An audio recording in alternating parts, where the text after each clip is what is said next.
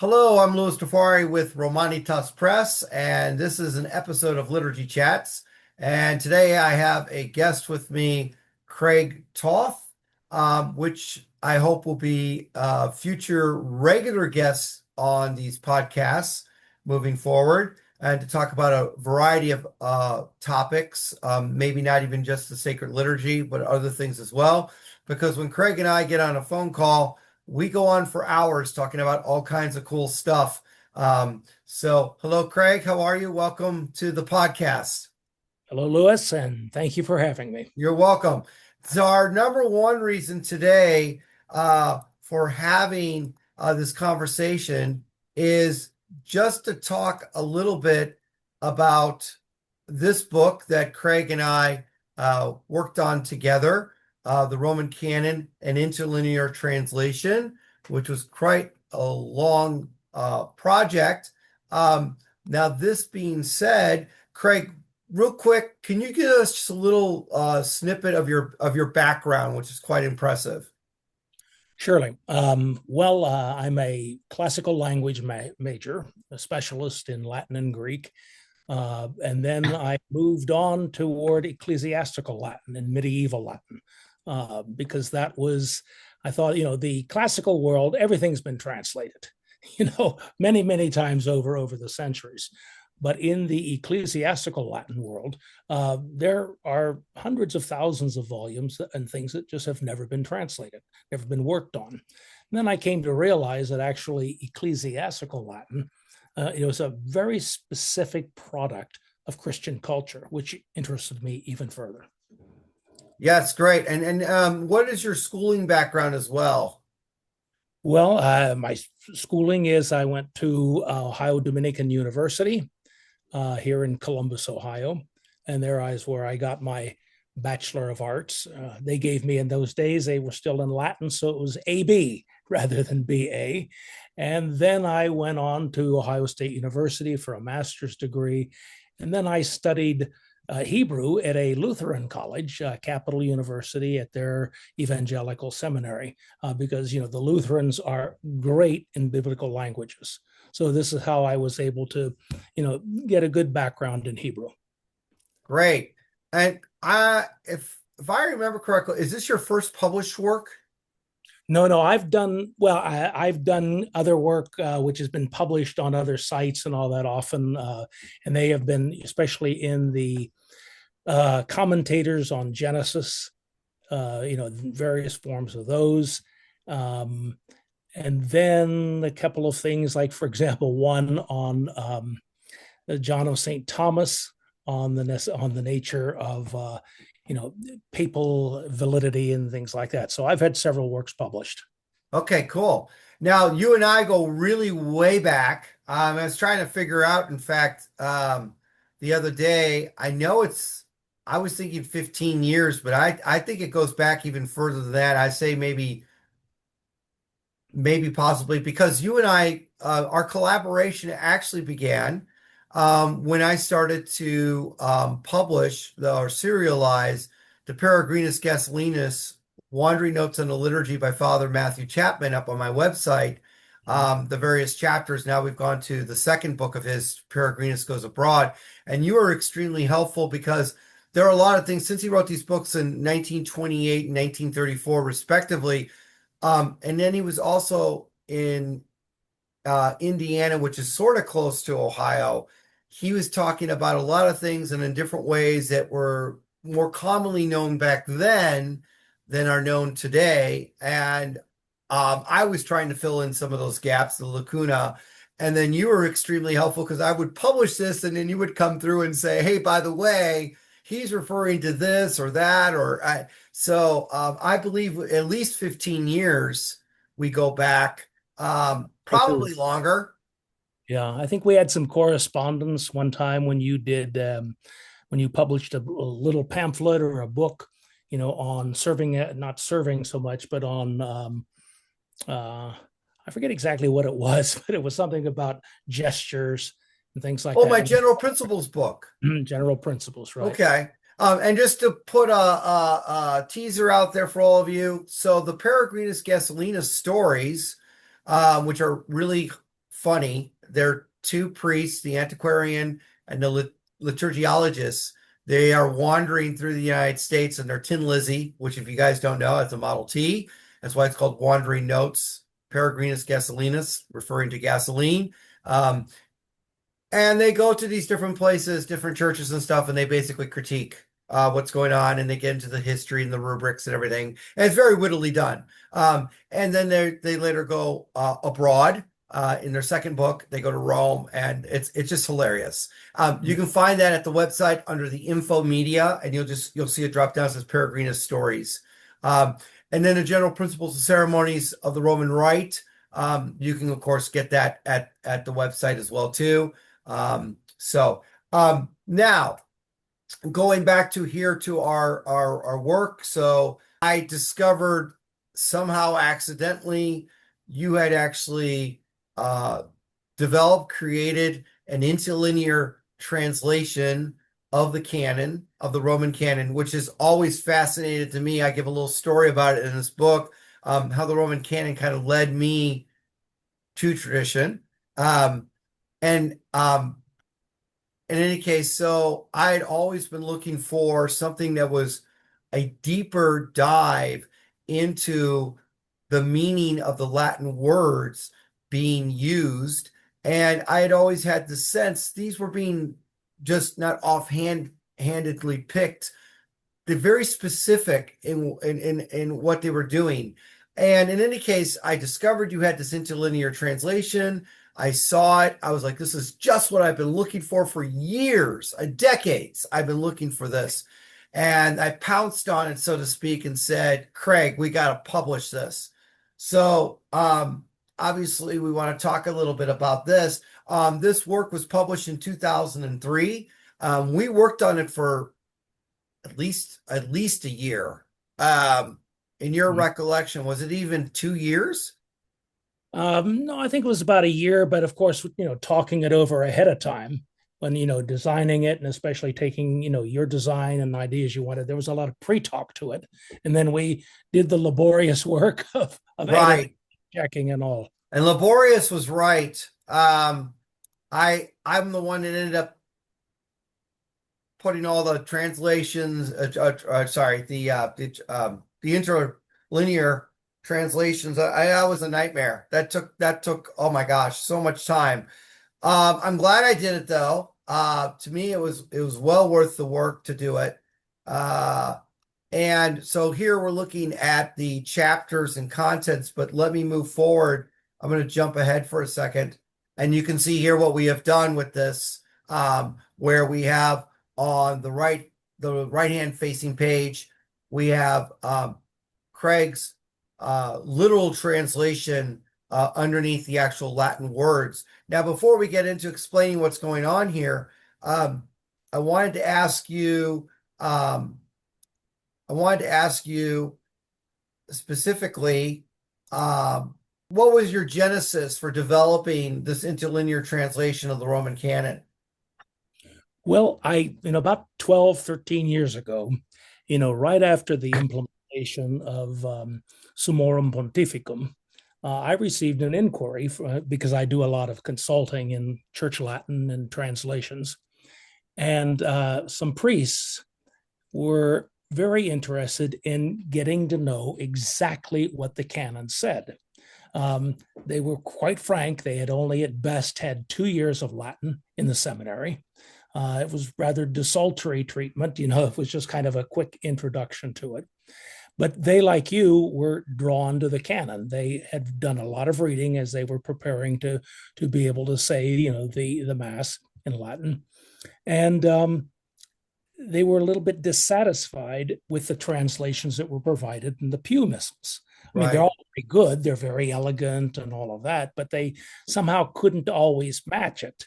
And of course, that's the nature of any regular translator. The Italians have a phrase, the traduttore, the translator, traduttore e traduttore.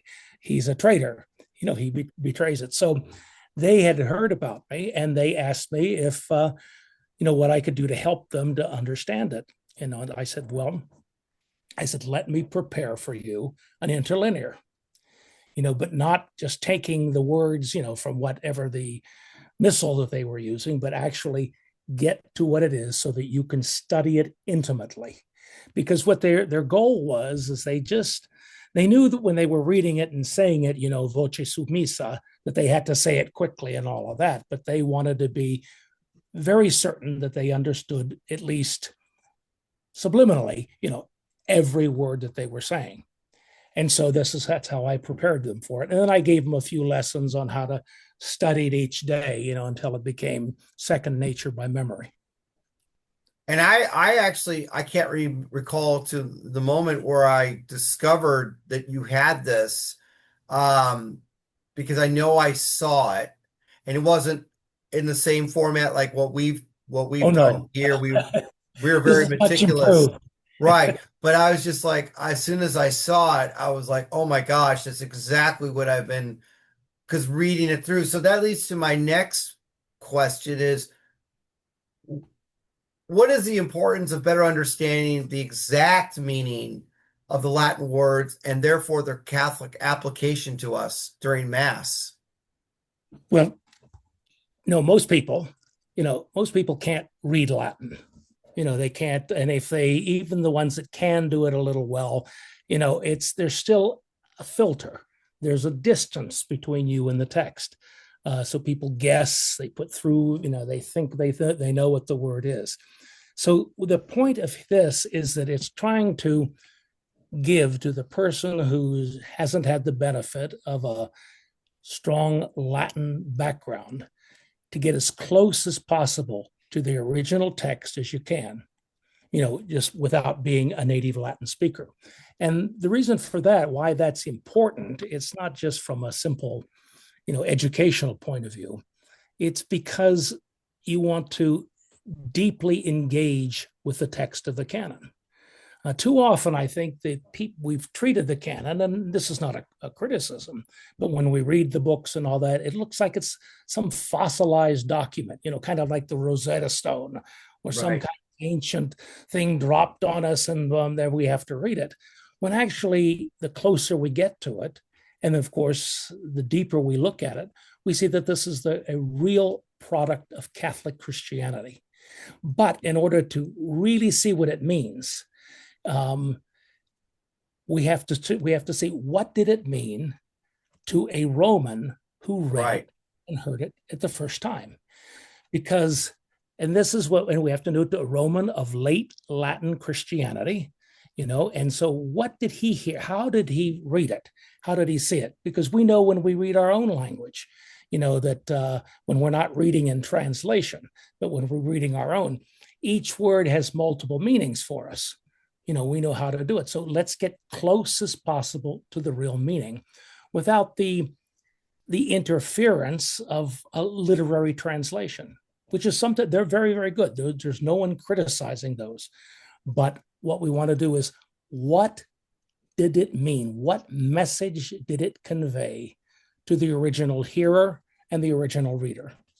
And one of the things I really loved about, like, just to take a little deeper dive into what you just said there as an example, this word isn't here in this particular, this is the first prayer, the Te Igitur, but in amongst the canon, we ended up using the word remissionem. And just how you took a deeper dive into what would that mean for a Roman in the 4th, 5th century, even going back before the 4th century, but we know that by 4th century for sure, we're definitely using Latin at this point. But just the concept of remissionem, that it's not just remittance as we think of it in English, but the fact that you've been legally freed from slavery. Right. Well, remission is a Latin legal term.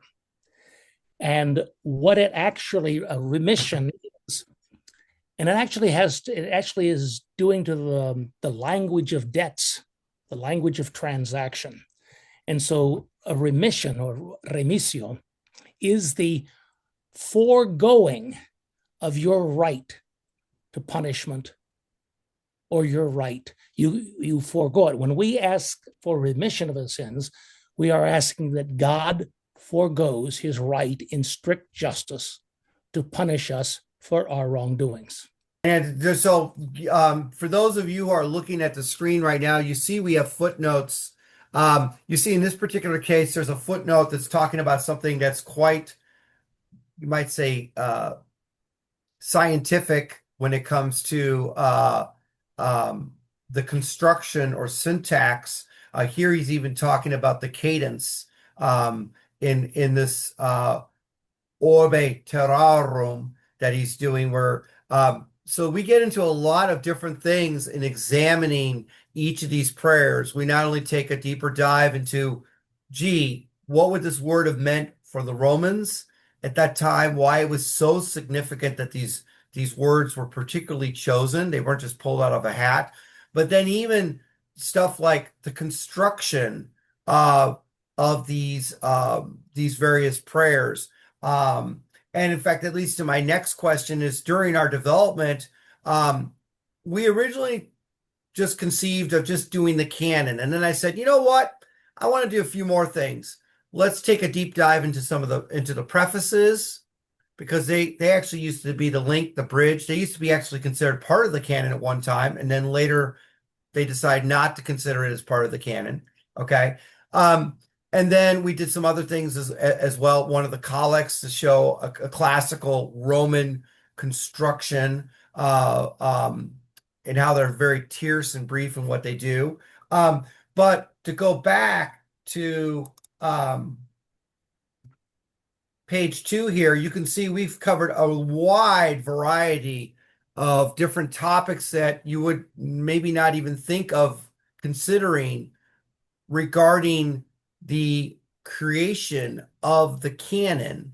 So we obviously go through some background here on Christian Latin, its history, the style that's being used.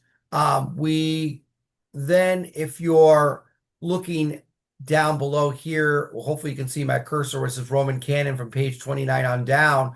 We not only talk about the venerability of the Roman Canon, which wonderful about one of the things that always attracted me about the Roman Canon. It is the oldest Eucharistic prayer that does exist in the entire church. It is the one and only one that can actually be traced back to at least Pope St. Gregory the Great, circa 600 AD. Okay, I know I did that, AD circa 600. And Dr. Adrian Fortescue, bow your name when you hear that. He actually shows that the Roman Canon is the oldest, most venerable of all of them that exist in all the liturgies of the entire church, which shows that the Roman Mass is, in its essence, the oldest liturgy that exists in the entire church, which makes sense, being the head of the rest of the church. But then we even go into, obviously, we talk about Romanitas of the canon, what makes it Roman. But what was really neat was Greg and I get to have all kinds of conversations about different things. And I kept popping up more ideas with him. I'm sure at a point you were like, oh, no, not another chapter, because we kept expanding. But we talked about the orality behind the canon, because I was convinced that not only did they have the wordplay going on, but that because of the way they were celebrating Mass at that time, in the beginning, the canon was actually said out loud, and it was said in these very large basilicas by the Pope. He's the mainstay, the driving force behind the canon are the popes themselves. And I also asked not only about the orality behind the canon, but the influence of the architectural acoustics behind the composition of the canon. And we really got into some cool stuff about, what the Greeks were doing. And I think even the Egyptians, obviously the Romans with their amphitheaters, the Greeks is before that, and all that stuff. So we got to talk about a whole variety of things related to the canon, some of it which has nothing to do specifically with the Latin in itself per se. But I really enjoyed all those very long conversations that you and I had, and I know we talked about even more ideas that we may be doing an expanded version of this book if that were even possible, because there were so many aspects to this that I think could be done. And in that respect, um, so in some ways, some of these things may, again, like you were saying, may feel like they're old and crusty, and it just is just, it's just a memorial. But in fact, how do you feel that some of these matters that we've discussed in the book here have relevance for us today? Well, I think, first of all of these things we've been talking about, they point to the fact that, first of all, the Roman canon is a work of art. It's not some primitive, ancient, old doesn't mean unsophisticated. It doesn't mean that it's, childish or whatever. So part of this is to show that the Roman canon is a product of Roman culture, ancient Roman culture, in fact. We even talk about there are some residences from the old Roman religion still there, but it's also part of the culture and the orality of the canon, because ancient Rome and Greece too, those were oral cultures. Reading literacy was not was not common. And in fact, even when the people were literate, they read out loud. In fact, there's even a story of Augustine saying that he was surprised when he came upon Ambrose reading silently. Yeah. You always know that. Very famous story. So this culture, what it applies today is that this Mass, and especially the canon, this is a cultural heritage. We have to realize it's not, and again, as we said earlier before, it's not a fossil. It's not something we're dragging out like some ancient Egyptian rite of, magic or talismans or whatever, but it is something that is the living culture of the church and living expression of the church. And I think when we see that, when we realize we don't need to look at this as some outmoded historical artifact, they are documents for all times. Yes. And by the way, you saw me scrolling through these pages. One of the things we did to this book as well to make it a little more interesting, we've added pages from the actual altar missal to show you what it actually looks like in an altar missal. And then in some places I've added pages from ancient sacramentaries. So sacramentaries are the predecessors of the missale or missals that we have today. They were a little bit different back then than what they are, but very similar in other ways as well. And also I give in these books, on these pages with the feature the book pages themselves, I actually explain a little bit what's going on with these pages and how they're being used. But you can see here what we have done. On the left-hand side, we give the full Latin version as it would be in the missal, so to speak. And then on the other side, we give the interlinear translation underneath those Latin words. You'll also notice that in some cases, the Latin words are not following the exact order that you see in your missal or the text of the prayer. And the reason for that is because Craig has set this up in such a way you can read it in English. Because obviously, if we did in English, you would be putting your vowels at the your nouns at the not vowels and nouns, your verbs at the end or stuff like that. Okay, so obviously we want to be able for you to be able to read this in English in a coherent manner. Here's an example where I've taken from a folio or a page of a sacramentary. This is the letter T for the word teigitur, and I explain what's going on there in the missal. And so as you go through each page of the Roman canon, it has been replicated in this. What's interesting, by the way, just to add a side note, my other connection to the Roman canon is that I was the one that republished the Benziger brothers Missale Romanum 1962 edition, and these are in fact the pages from it. They're not in color in this; they're in black and white, so to speak. So I anyway, so I have that. I actually had to proofread every single page of that missal before it went actually to press. So it's kind of cool. Again, my great love for the altar missal, which I think for me, and I've given conferences on this, how the Missale Romanum, the Roman missal, is really an arc of Romanitas. It's an arc of our faith. It's not just a ritual book. There's so much more to it. And in fact, what's interesting is if you read different authors, so for instance, Father Arthur Tony's book that we have published called Talks on the Sacramentals, the missal, the Roman missal, is considered a sacramental, and it's second in importance to the Holy Bible. And if you consider in some ways it's actually more important than the Bible, because you can't use the Bible for the celebration of Mass, but you use the missal for the celebration of Mass.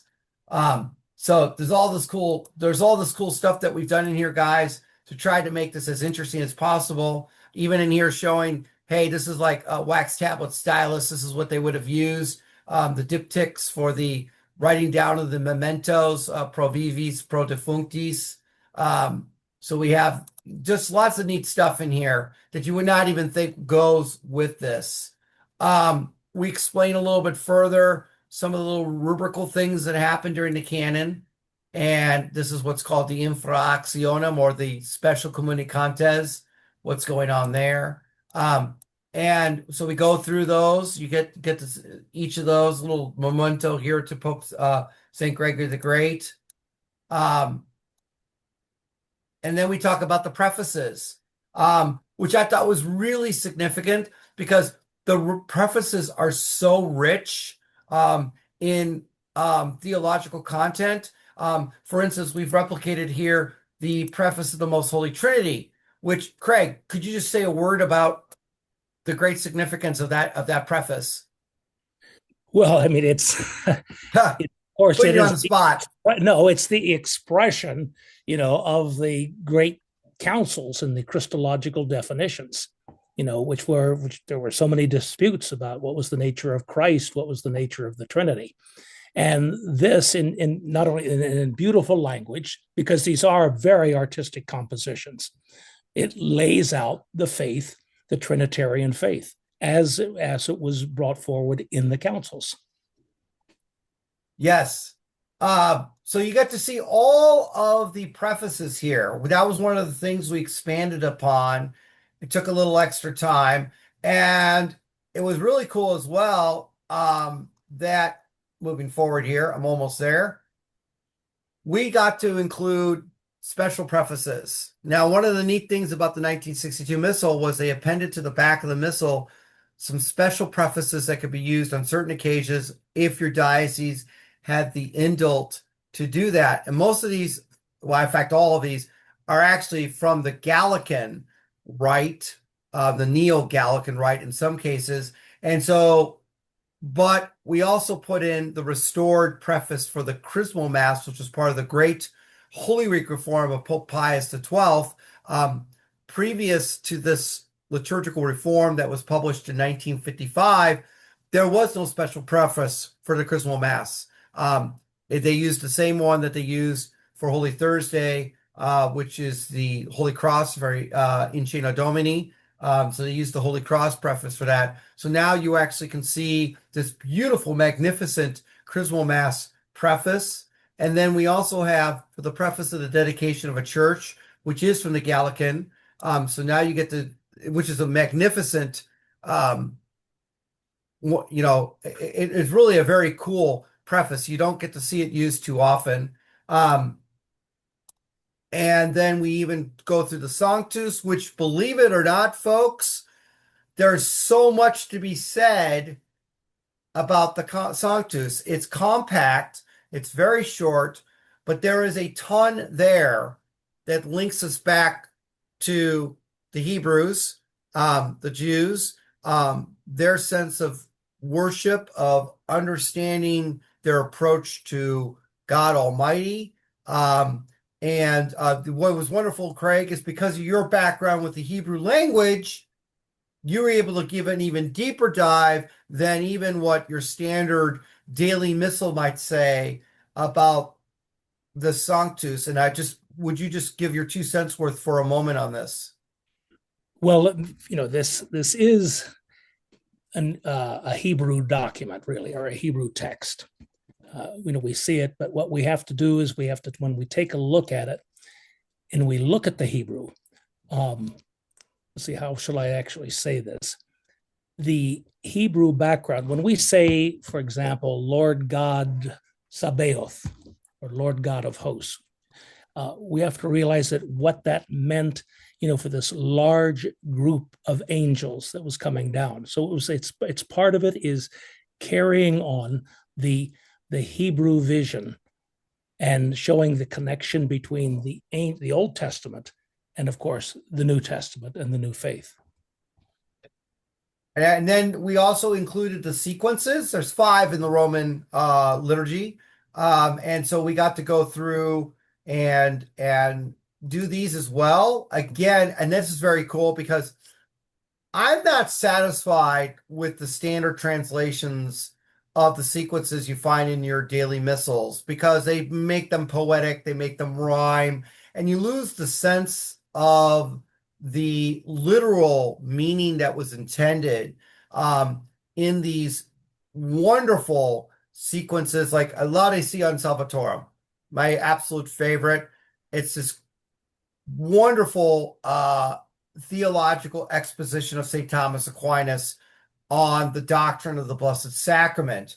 And a lot of what he's trying to express gets lost in these poetic translations. So we've wonderful is that we've got these you can actually see the little translations of words he's doing in this respect. And I know that there is actually a book that actually, it was, in fact, I believe it was, you probably know his name right off the top of my head. I want to say he was a Dominican who gave the literal translations of all these prefaces and then the hymns from, no, sorry, not the prefaces, the hymns of the Roman Breviary.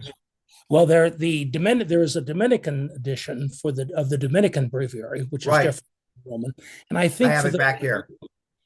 And I think for the Roman Breviary, wasn't that Dom Britt? Dom Britt did a translation, but he doesn't do the literal.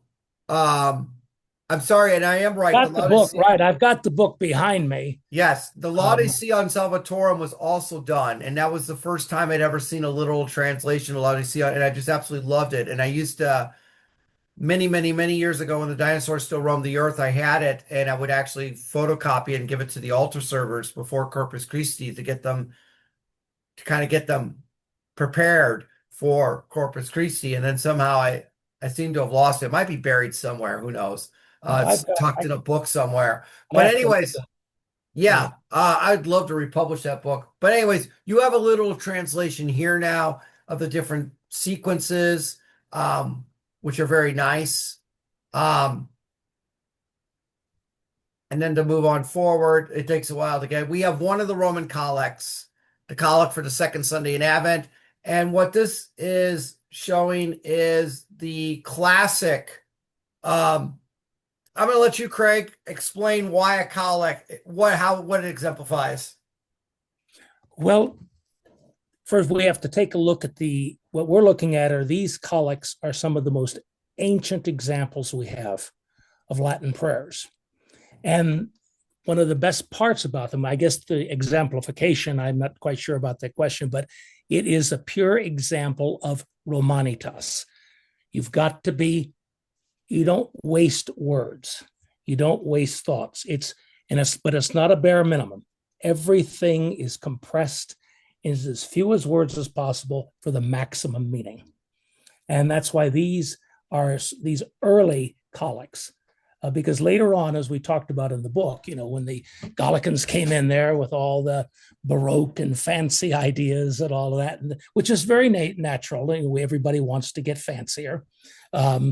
These aren't. These are just condensed, compressed, so that they have the absolute theological essence, no explanatory words. nothing useful. And by the way, all of those were good parts of Roman rhetoric. Is that the language does its best with the minimum of expression. This really, it encapsulates our Roman legacy and culture when it comes to grammar and syntax and composition and everything. And I always like to tell people, I said, the shorter the collect, the shorter the collect, the older it is. If you see the long ones, those come later. Those compositions where they decide, let's see how fancy we can get. Everybody wants to gild the lily. Yes. And with greater education, more and more people, want to, well, let's add a little bit. I mean, for example, one of my pet peeves is when I hear people talk about, let's say, a Jewish rabbi. Well, what other kind of rabbi is there? A Catholic priest. Yeah, okay. Catholic. Now I can understand that because you could have a Greek Orthodox priest, all of that, or an Anglican priest. But Jewish rabbi, no. But it's just a natural point of the Baroque instinct of man to gild the lily. Yes. One of the chapters that's interesting that people may be bemused about, Michael Foley of Latin Mass Magazine and other things did a great review on our book. And he was like, I could tell he was a little mystified by, why do you have this appendix or chapter on Toth Orbe Terrarum?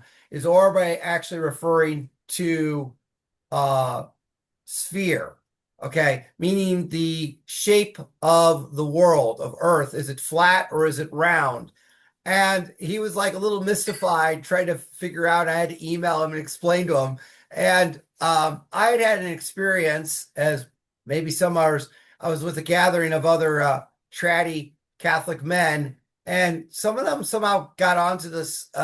It's like become a fad it's a small minority, thankfully, about this debate whether the earth is flat or round. And they're like flat earth society guys. And I'm looking at them like saying, are you absolutely nuts?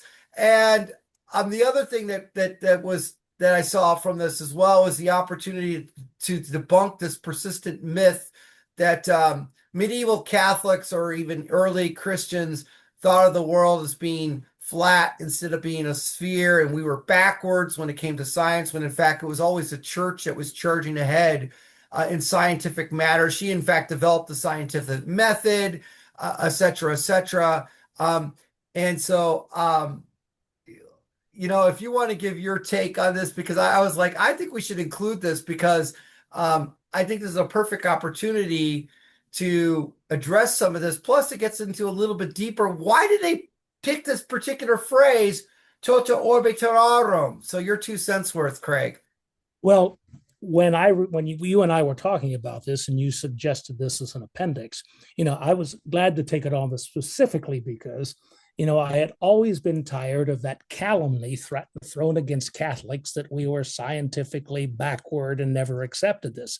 And so the purpose here is to show that actually, even at the time of the composition of the canon, most educated people in Rome and as in Christians had no problem with the spherical earth.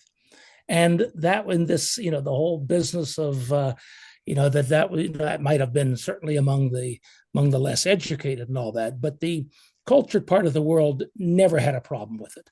And they had gotten that not just from that time. The Greeks knew, Aristotle knew, all of them, that the world was round.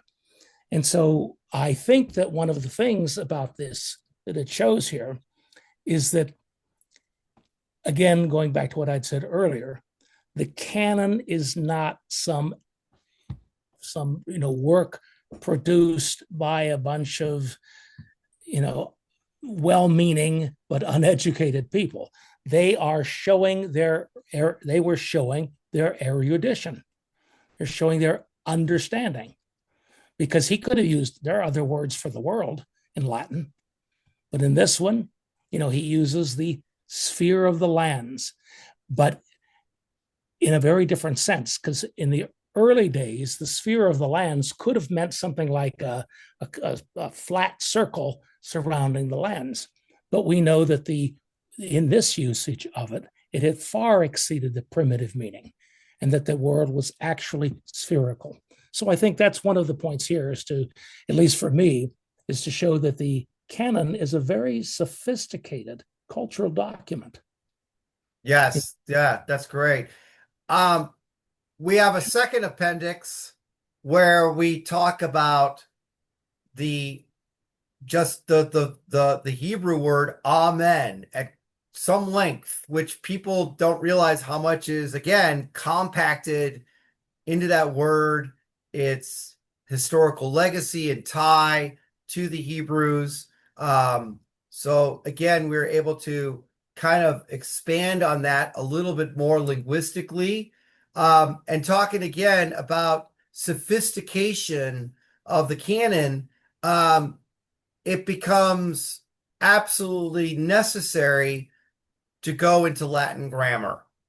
And in that, we have to discuss a lot of grammatical terms. And Craig, of course, that's one of your great strengths of your background, is you've been involved in this, teaching this, doing this, because you do translations as well.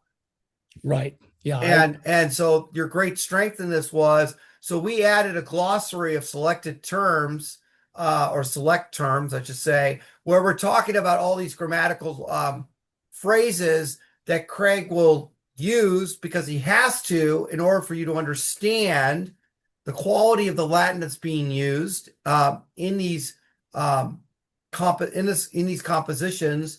And for those of you who might get lost, or you threw away your grammar book from high school many eons ago, so we have this as well too. Basically, it's a mini dictionary of grammatical terms, so that way you're like, you're not completely lost. And it's a great little refresher, you might say, in grammar itself. But I love how we were able to do this and put this all together, and bring so much in one volume. I know at one point we're getting to the point where it was like, are we ever going to get this done? We just kept adding and adding and adding. But at the same time, I thought, I really want this there. I really want this to be as comprehensive, a one-stop book for all this as much as possible. Obviously, when it comes to the canon, it's so deep that, I'm sure we could add another 100 pages in talking even further about its understanding, because it's immemorial and there's just so much there. And of course, the composition of canon, in some way, while it's a human thing, it's being guided by the Holy Ghost in other ways as well too. So I don't know if we'd say it was directly like as with the Psalms, but obviously the influence is there. And anyways, there's a lot more that I think we could even say about the canon, and maybe someday we'll get into that. But to kind of conclude things here, Craig, we've been through this. Now, many might consider this book at first glance to be merely of academic value. But how do you think it actually can be used by the ordinary average Catholic in the pew to increase their devotion during Mass? Well, I think it's very similar to when I started with these young priests that were trying to do this Summorum Pontificum. I think you certainly could at Mass, as the priest recites the canon, summissa voce, like that, you could follow along with it at the time, and that would be one way. A better suggestion, and this is not from me, this is actually from people who have used this book, because I have given it to some friends, is that they actually study the canon on their own at home. They study it, they study the word-to-word correspondence. And so they become pretty familiar with the text. And then while the priest is reciting the canon silently, they follow along with it as quickly as possible, because it's going to be quick, when the priest is, you can't be reading this as you're reading your McGuffey's Reader. But they were able to, instead of just going into space, during those few minutes of the canon's recitation, actually join with the priest, in what he's saying and knowing what he is saying. And so it takes a little bit of practice. I'm not going to say that you're going to sit there the first time and get through it. And he's going to be probably done by the time you're finished with the second or third page. But with a little bit of practice, you're going to get better and better and better at following along rapidly so that you know what is being said instead of this being some, tremendous mystery or a secret. Right. And to add to that, the canon, I've always talked about this, the canon is our mainstay of Catholic prayer in a way, because it is the main focus of the liturgy, of the holy sacrifice of the Mass. This is when the consecration takes place, transubstantiation. And this again connects us even to St. Peter himself, because the church has always held and believed there are words in the canon itself that St. Peter himself said. We don't know exactly, maybe precisely what those words are. We know, of course, St. Paul, Mysterium Fidei. We know that precisely there. It takes us back to our earliest popes, our earliest martyrs, the saints who followed this, the thousands of holy, I shouldn't say thousands of holy popes, but thousands of holy priests, saintly priests who have recited this canon for all these centuries. This is really our link back to our earliest times of Christianity. And again, if we understand that the Roman canon is the oldest of all the ones that can be traced back the farthest out of all of the rites of the Catholic Church, East or West, that again adds a further emphasis to why we should become familiar with this Roman canon, and get a greater appreciation of it. And again, like you said, to follow it during Mass. I have a similar story. When I first found tradition, I was trying to follow with the priest. It took me about 2 months.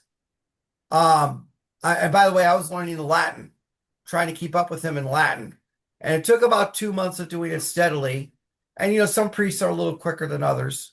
But, and I stuck it out because I really wanted to learn, or I really wanted to have a certain comprehension of that Latin in addition to the English as well, in that respect. But anyways, it was great to do this work together, to collaborate on this and to get something out. So I was really, really happy we were able to accomplish this and to get this published. And who knows what the future might hold if we do an even more expanded edition. Anyways, guys, if you want to get this book, it's at romanitaspress.com. So it's there. The review of Michael Foley that's been given to us is actually at the bottom of the product page, if you want to read that more closely as well. Any concluding words from you, Craig? Well, just another thing to advise the listener here. Remember, once we got this done, we found out that we never really talked about what the word canon meant. Right. We assumed that everybody did. So, and Lewis published, and I think it's still up on your site, where we have a little small essay. Lewis and I have this essay. It's on the product page. It's linked on the product page where you can open it up as a new web page. Just so you know, and it's canon with one N. And but you'll see how far back that word goes, even into ancient Near East. It's funny how we take things for granted, because we've been working on this work for at least a year, probably over a year and a half. And yeah, we published it. I was like, you know what? We never once talked about what does canon mean. And I was like, how could we forget? It was like, oh, we've been in blinders this whole time, so focused on other things. But anyways, yeah. So again, an opportunity to add something like that. But there were even other. Do you recall? I know there were some other peripheral things we were talking about.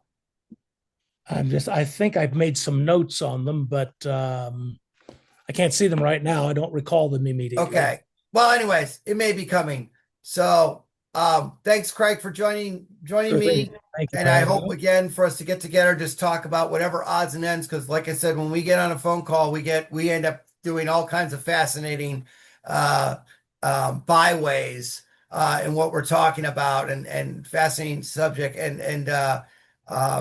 know, and of course, you have a very deep sense of learning and everything, and what you've been doing, and background and what you've been doing. So, anyways, guys, thanks for joining us. If you please like and subscribe as usual to our YouTube channel for Romanitas Press. Get the book. This makes a great gift for priests, especially those you want to introduce to Catholic tradition. This creates a great gift for anybody. Okay, so we recommend the book. It seems self-aggrandizing maybe, but we recommend the book. And we hope that you'll benefit greatly from this. So anyways, until next time, take care and God bless.